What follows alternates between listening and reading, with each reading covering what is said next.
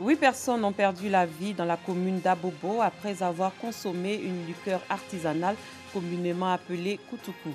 En Tunisie, un outil d'intelligence artificielle a été créé pour aider au dépistage de la maladie Covid-19. Bonsoir, vous suivez le 19h sur RTI 2. Nous démarrons avec le Cinéplacie. Le Cinéplacie, c'est le syndicat des enseignants et les personnels des établissements privés laïcs de Côte d'Ivoire dit non aux décisions de chômage et de licenciement qui visent ses membres en raison de la pandémie. Il l'a fait savoir mardi à son siège lors d'une rencontre avec la presse. Dangui Dangui. Quartier Belleville, commune d'Abobo, Abidjan. C'est ici que vit Fernand, enseignant d'un établissement privé laïque. Sans salaire depuis le mois de février dernier, son employeur vient de le mettre en chômage technique du fait de la fermeture des établissements. Les fondateurs nous ont donné d'eau. On ne sait plus à qui, c'est vers qui il faut partir. C'est très difficile actuellement, c'est très difficile. Voilà. Actuellement, nous sommes à la fin du mois. Mais jusqu'à présent, je me demande comment faire pour ma maison à la fin de ce mois. Donc c'est très compliqué. Le comble, il ne peut plus compter sur le soutien de sa femme. Commerçante, les mesures de confinement et de précaution qu'exige la lutte contre la pandémie du Covid-19 ont paralysé ses activités. Comme mon mari n'est pas payé régulièrement à l'école, donc quand le mois finit, on paye mon fonds de commerce qui est là. Je vais payer un peu de riz, payer la maison, en tout cas déjeuner des enfants, pour m'occuper seulement de la maison. Avant, je vendais, maintenant je n'arrive plus à vendre.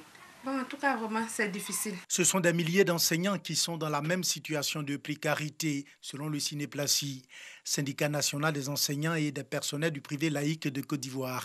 Ces enseignants du privé s'opposent aujourd'hui à la vague de licenciements et de mise en chômage technique dont ils se disent victimes par la voix du Cinéplacie. Comment, dans une période comme celle-là, où vous avez les recettes d'avance, où, à cause du coronavirus, l'État a pris des décisions qui font que les loyers professionnels, le courant, l'eau, les charges sociales, les impôts, les charges et de fonctionnement n'existent plus. Vous ne pouvez pas dire dans cette même période-là que vous n'avez pas d'argent. Les enseignants et les personnels des établissements privés laïques de Côte d'Ivoire ne se contentent pas de s'opposer au chômage technique et au licenciement. Ils font une proposition. Nous disons à nos employeurs que la raison principale de la mise en chômage de nos camarades ne relève pas de l'article 16.11 du Code du travail, n'est pas une raison qui est de mise en chômage technique. Nous disons donc qu'elle relève de la maladie et que par conséquent, toutes les mises en chômage technique et tous les licenciements des enseignants et des personnes non enseignantes du privé laïque sont nuls et de nul effet au regard de la loi. Selon le Cinéplacie, l'enseignement privé au mois de mars a déjà perçu 95% de recettes annuelles de frais d'écolage et la masse salariale de l'enseignement privé tourne autour de 20%. Comme annoncé dans les titres, dans la commune d'Abobo, 8 personnes sont décédées après avoir bu du koutoukou, liqueur artisanale vendue dans un cabaret du quartier. D'ailleurs, cette boisson, dont la procédure de fabrication n'est pas vraiment maîtrisée, contient un taux d'alcool anormalement élevé, parfois mortel. Préoccupé par le nombre de morts causés par ce breuvage, le préfet d'Abidjan a investi le terrain. Il était suivi par notre reporter Clément Bocou. Quartier Belleville, commune d'Abobo. 8 personnes présentant les mêmes symptômes sont décédées en moins de 6 jours. Alerté, le préfet d'Abidjan se rend sur les lieux supposés du drame.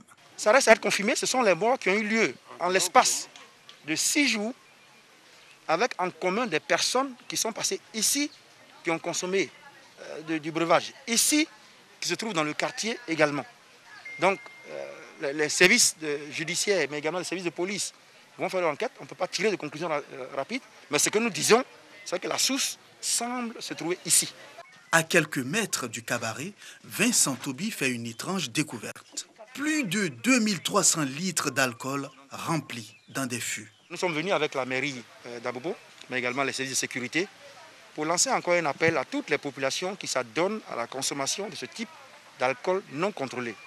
Le gouvernement a pris des mesures très claires depuis toujours, mais particulièrement il y a un an à la suite d'Abata. Et depuis les nouvelles mesures qui accompagnent la gestion de la crise du coronavirus, il y a encore des restrictions sur la fermeture des cabarets et des bars. Donc nous ne savons pas si la boisson qui a été consommée ici a également été consommée ailleurs à Abidjan. Donc nous lançons un appel à la vigilance des populations. Ne consommez pas les boissons qui ne sont pas autorisées par les autorités pour quelque usage que ce soit. En juin dernier, pareil drame s'était produit à Abata, dans la commune de Bingerville. On déplorait 10 morts.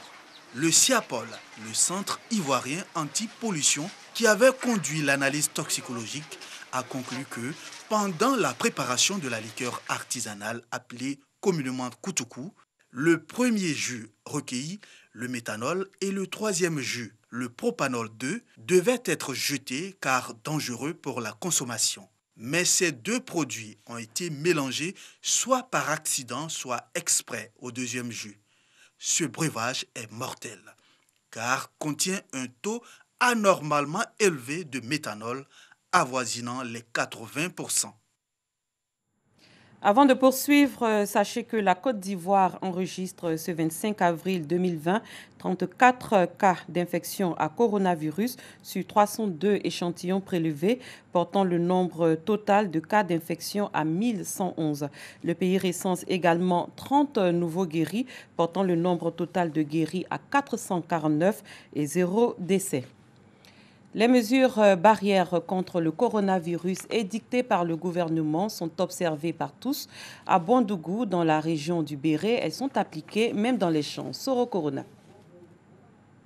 Lassina Kamagate est producteur d'anacade à Bondougou, région du Béré. Kamagate est au champ avec sa femme et son fils. Ils sont à l'étape de séparer la noix de cajou de la pomme. Ici, la distance d'1 mètre est respectée même pour le ramassage de l'anacade. À l'entrée du champ, un dispositif de lavage des mains. Mesures barrières de lutte contre le Covid-19 oblige. L'État nous a dit de nous préserver contre la maladie, or que la santé n'a pas de prix. Donc, étant paysan, je suis obligé de respecter les mesures barrières que l'État a mis en place. Dans les champs d'Anakadi, les membres de la coopérative des producteurs de noix de cajou du Kouroudougou, les mesures barrières sont respectées. Tout le monde est habitué, c'est pour ça que j'ai mis ça à l'entrée du champ. Avant d'entrer dans le champ, tu laves la main avant d'entrer pour faire les activités du champ. Pour amener tous les producteurs à respecter les gestes barrières, des séances de sensibilisation sur le coronavirus sont organisées chaque 3 jours. Nous, en tant que producteurs de l'anacade, nous sensibilisons nos producteurs à respecter les mesures barrières contre le virus de Covid-19. En sortant d'ici, nous devons aller sensibiliser nos différentes communautés. Il a été question de se protéger contre Covid-19. Les acteurs des autres filières agricoles sont appelés à adopter ce comportement prescrit afin de préserver la santé des producteurs ivoiriens. Or, nous-mêmes, les producteurs de l'anacade, toutes les courses de la Côte d'Ivoire, moi je leur demande pardon de respecter ce que le gouvernement a dit. Au champ comme au bureau, les responsables de cette coopérative mettent tout en œuvre pour lutter efficacement contre la progression du coronavirus en Côte d'Ivoire. Les artistes de la nouvelle génération Zouglou unissent leurs voix pour la lutte contre la maladie à coronavirus. Stop Covid-19, c'est l'intitulé d'une chanson à travers laquelle les populations sont sensibilisées en plusieurs langues, dont le Bété, le Malinké, le Gouro et le Baouli. Serge Didi Pacom, Régis Kofi. Disons stop au Covid-19. Réunis au sein du NGZ, Nouvelle Génération Zouglou, les artistes Yabongolova, Révolution, les leaders Magic Diesel, Amaral, Ken Poké, Bénédiction, VDA et Zouglou Fashion unissent leurs voix pour bouter le coronavirus hors de la Côte d'Ivoire. Ces artistes sensibilisent les populations sur les risques de contamination du Covid-19. Si je n'ai rien à faire dehors, moi je reste chez moi. Si tu respectes les mesures d'hygiène, nous serons tous épargnés. Sauve-toi de ceux qui sont autour de toi. Respecte les règles d'hygiène, tu pourras sauver tout le monde. Le refrain de la chanson, un texte évocateur par lequel Chacun de ces artistes met en chanson les mesures idoines arrêtées par le gouvernement afin d'éviter cette pandémie qui terrorise la planète entière. Avec ma collègue Maillot Jaune, nous nous sommes organisés pour ce projet-là. Quand est arrivé le coronavirus, vous savez que la maladie empêche les regroupements de beaucoup de personnes. Et c'est comme ça que nous avions entamé une organisation avec un groupe d'artistes. L'idée est venue de faire une chanson pour participer à porter des messages pour la lutte contre le corona. Pour faire passer plus loin le message, même dans les hameaux les plus reculés, plusieurs langues s'entremêlent dans cette chanson réalisée par le jeune arrangeur ivoirien Roche Arthur.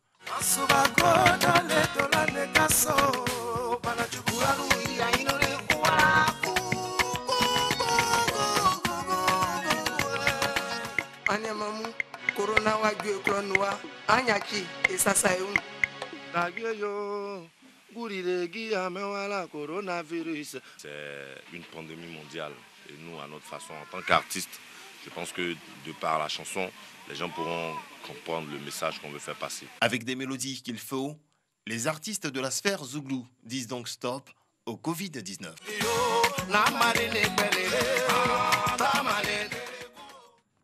L'organisation des établissements d'enseignement confessionnel islamique a conçu un projet de cours à distance dénommé Mon école en ligne, une initiative pour sauver l'année scolaire et assister les élèves en classe d'examen. Bintou Pekele, Pagaso Rekoni. Pour la phase de lancement du projet Mon école en ligne, ce sont 7500 élèves en classe d'examen des écoles confessionnelles islamiques sur toute l'étendue du territoire qui sont concernés. Objectif: sauver l'année scolaire menacée par la pandémie du Covid-19. La présente conférence de presse a pour objet de procéder à son lancement et lancer un appel à l'aide pour sa pleine réussite. Sont concernés par ces cours en ligne les élèves des classes d'examen arabo-islamique CM2, 3e et terminale. Nos cours sont accessibles sur site web www.oeci.ci, Facebook OEC Côte d'Ivoire, WhatsApp OEC officiel.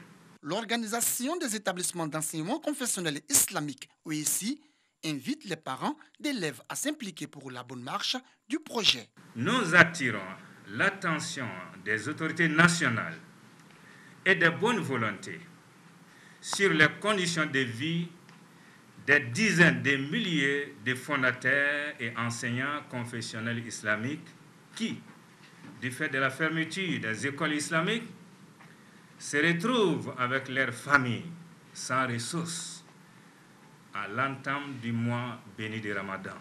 Le projet Mon école en ligne des écoles confessionnelles islamiques dispense chaque jour 15 à 20 minutes de cours en arabe et en français sur Internet. Les examens de fin d'année, selon les responsables de l'OEC, dépendront du feedback des cours en ligne déjà disponibles. Ailleurs, des ingénieurs tunisiens indiquent avoir développé un outil d'intelligence artificielle en libre accès pour aider à diagnostiquer instantanément le nouveau coronavirus à partir de simples radiographies des poumons, ce qui pourrait accélérer le dépistage de la maladie Covid-19 en Tunisie. La Tunisie a jusqu'ici officiellement confirmé plus de 800 cas de contamination, dont 37 décès. Nous en parlerons plus amplement dans nos prochaines éditions. Le Ramadan 2020 a débuté ce 24 avril. Pendant un mois, les musulmans en âge et en capacité de le faire devront s'abstenir de boire et de manger chaque jour entre le lever et le coucher du soleil. Un mois saint par excellence qui constitue le mois du jeûne. Le président du Conseil supérieur des imams des mosquées et affaires islamiques COSIM, Cheikh Bouakari Fofana, s'est adressé à la communauté musulmane pour l'aider à mieux aborder cette période de pénitence. Je vous propose de l'écouter. بسم الله الرحمن الرحيم الحمد لله رب العالمين والصلاة والسلام على سيدنا محمد وعلى آله وصحبه أجمعين. Chers frères et sœurs, cette année, le Ramadan intervient dans des circonstances exceptionnelles que nous connaissons tous. Le Covid-19 qui n'épargne ni riches ni pauvres. Tout musulman sait la saveur particulière que la fréquentation de la mosquée, les longues prières du soir confèrent à ce pilier essentiel de l'islam qu'est le jeûne. Cette année, il en sera autrement par la volonté de Dieu. Cette situation doit nous inciter à une plus grande concentration spirituelle, à plus de piété individuelle. Chers frères et sœurs, le Ramadan est le mois de solidarité. En vérité, ce sens du partage ne nous a jamais fait défaut dans notre pays, cette terre si généreuse. Mais cette année, compte tenu des circonstances que nous vivons, la solidarité se doit d'être plus agissante. Le mois béni du Ramadan est l'occasion idéale pour confier notre commune destinée à Dieu Tout-Puissant. C'est une clé qui nous aide à ouvrir la porte de la sérénité dont nous avons tous besoin. Bon mois de Ramadan, qu'Allah subhanahu wa ta'ala nous protège contre le virus à corona. Fin de ce 19h, merci de l'avoir suivi. Très bonne soirée. Continuons de respecter les mesures barrières pour rester en bonne santé. Très bon mois de Ramadan à tous les musulmans d'ici et d'ailleurs. Je vous retrouve demain pour une nouvelle édition.